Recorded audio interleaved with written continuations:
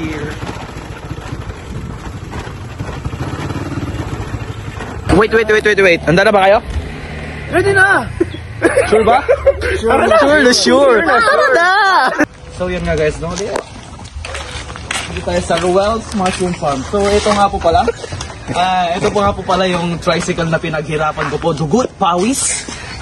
Ito naman po next is yung dugot pawis rin po ni Dios Del Rosario, itong nagbibideo ngayon. Ito naman po ay dugot pawis rin ni Dexter. Ayan. So yan po. Yan po yung may Tara doon. Ayan. So tuloy na po tayo sa mushroom farm ni Ruel. Ano nga bang mauuna dito? So ito nga po oh. Itong sako na to, ano lang tawag dito guys? Kusot. So ito po ay nagkakalaga ng isang sako ng 10 piso. Tamang po ba?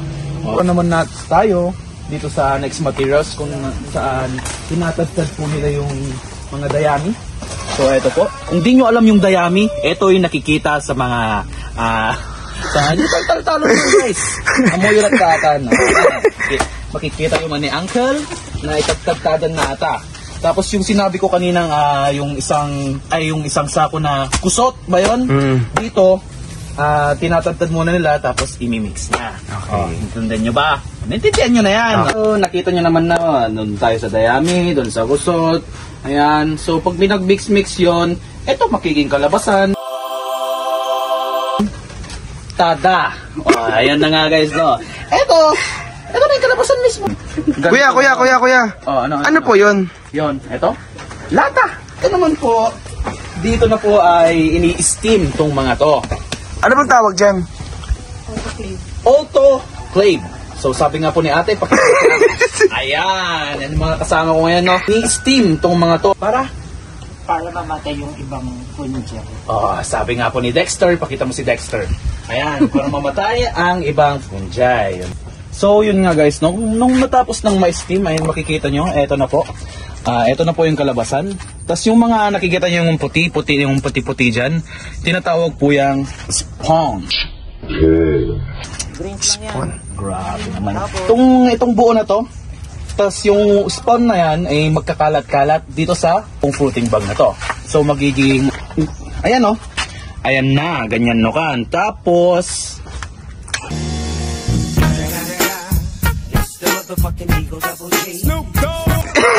mali pala yan, si Piolo pala yan, si Piolo. Tapos, nung pagkatapos na dito, ayan na. Ayan, buo na yan. Yung buong ganyan. Puti na spawn, nagkalat na. Yung ganito nga po pala, maghintay lang po kayo ng 21 days bago maging ganito. Tapos wait lang po kayo ng 4 days to 1 week ay makakakita na kayo ng tubo na ganito.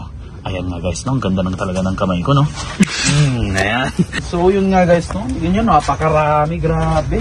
Paldo-paldo dito si Boss Ruel, Grabe, So eto nga po, itong isang ganito po is nagkakalaga po ng 25 pesos. Bili na po kayo dito sa Palimbo Ruel Mushroom Farm.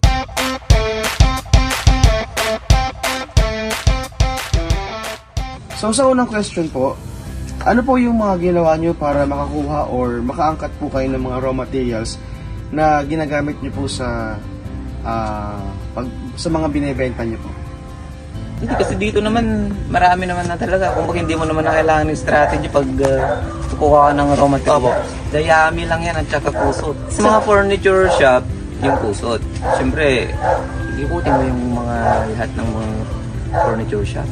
Tapos yung mga dayami naman kasi, and, di ba nakita nyo naman pagkadaan nyo dito, ang dami ng mga palayan. Tapos nagsasaka din kami, kaya pag halimbawang na kami, harvest na kami, iniipon na rin namin yung dayami. Dalawa kasi yung substrates natin, yung sawdust, tsaka dayami. So yun, substrates ang tawag doon, yung nilalagay natin dito sa loob. So second question po, ano po yung mga proseso na ginawa nyo para po maipakilala po ninyo yung product po sa market? So ngayon kasi halos alam na ng mga tao. Nung una, yun, mahirap no. Ang ginagawa namin nun pag magtinda kami, alam mo, may harvest ako yung mushroom. Dala-dala namin yan, fruiting bag. Oo, papakilala mo. O ganito namin ginagawa, cultured, sabihin mo ganyan. Kasi nung una talaga hindi nila alam na kung ano to. Pero ngayon kasi madami na rin gumagawa at saka nagiging project na rin ng sa mga DA sa gobyerno ngayon, yung nagtuturo na rin sila. Kaya halos alam na ng mga tao yung oyster mushroom. Ang ano kasi, minsan parang sumusunod siya sa season eh. Diba pag halimbawa tag-ulan, maganda yung babunga o kaya malamig. Pag summer naman, mahirap. Nagdadry yung ano natin, fruiting bag. Yun yung una. So, season ang isa sa challenge. Ikalawa, yung mga contamination na tinatawag. Meron kasing, minsan kasi, kahit na in-sterilize mo na yung fruiting bag na yan, merong mga tumutubo pa rin na hindi yung oyster. Pag napapasukan ka ng ibang fungi, siyempre masisira yung fruiting bag. Halimbawa, ito, orange na to. Yan, may orange na ano. Ibang fungi. Ibang fungi. Kumbaga, tumutubukan siya ng ibang fungi. Challenge yan. Although, ito naman, yung mga ganitong klase ng ano, maliliit. Parang may tumubo dyan, pero doon sa front naman niya kasi, yung oyster pa rin yung tinanim mo. Kaya, okay pa rin. Kumbaga, mapapabunga mo pa rin. Ang problema, hindi mo na pwedeng ibenta. Like yung mga bumibili ng fruiting bag, syempre hindi mo naman ibebenta yung contaminated. Paano niyo po masasabi na na sumakses na po kayo sa inyong business? Sabi mo lang ng lubog pag dumami na yung yung mga fruiting bags mo, di ba? Kasi nag-start kami, parang isang house lang. Parang ganito lang. Tapos mas marami ng demand sa market mo. Tapos yung syempre pag nakikita mo namang yung daily needs mo nabibigay na, kumbaga hindi lang daily, yung yung monthly na kita mo, meron na, nabibili mo naman na rin yung mga kailangan mo. Sabihin mo na, kumbaga nakaka-survive ka na. Ano po yung naging motivation po ninyo sa pagpili po ng inyong business? Nung nag-aaral ako, gumawa rin kami ng study about sa mushroom cultivation. Feasibility study. Noon pa lang nag-interest na ako. Tapos, ni-research namin ang mushroom cultivation. Tapos, nakita ko na ano siya, maganda siya na pagkakitaan. Lalo na sa mga kagaya naming farmer. Sabi ko farmer kasi diba nagsasaka kami. Imbis na natapon mo yung mga dayami, actually pwede kasing puro dayami yan. Naisip ko nun, sinusunog lang kasi nung araw eh. Kaya naisip ko, bakit hindi natin i-process ulit? Ayun, nag-research kami, pwede palang gawing mushroom fruiting bag na din. Tapos, ang plano ko nun, para sa mga parents ko, para kumbaga as farmer, maging ano sila, mag-convert sila into mushroom. Doon kami nagsimula. Kaya hanggang sa ako naman na yung nag-take over. Ano naman po yung mga advice po ninyo sa mga gusto magsimula po ng ganitong business po? Sa yung mga ano lang to, kumbaga yung mga gusto nyong madumihan yung kamay nyo.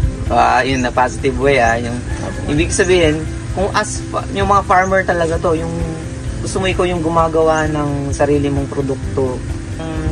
Mushroom kasi ano yan high valued product to, di ba? Hindi siya, kumbaga hindi katulad na magtatanim ka lang. At saka advisable ito sa family, yung parang pang pamilya ba?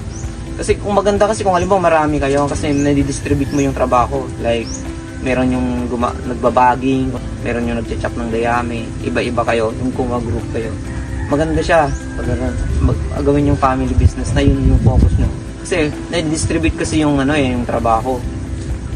Imbis na mag-employ ka, kung kaya nyo namang gawin na as a family, maganda siya yung mushroom production. Tapos, mayroon ka pang chance na mapalaki. Like, yung mushroom processing. Kaya, subukan nyo rin research yung pagpaprocess. Mushroom chicharon, mga ganun. Although ako kasi, nag-focus na lang kami sa sa fresh mushroom at saka floating bag na yung binibenta.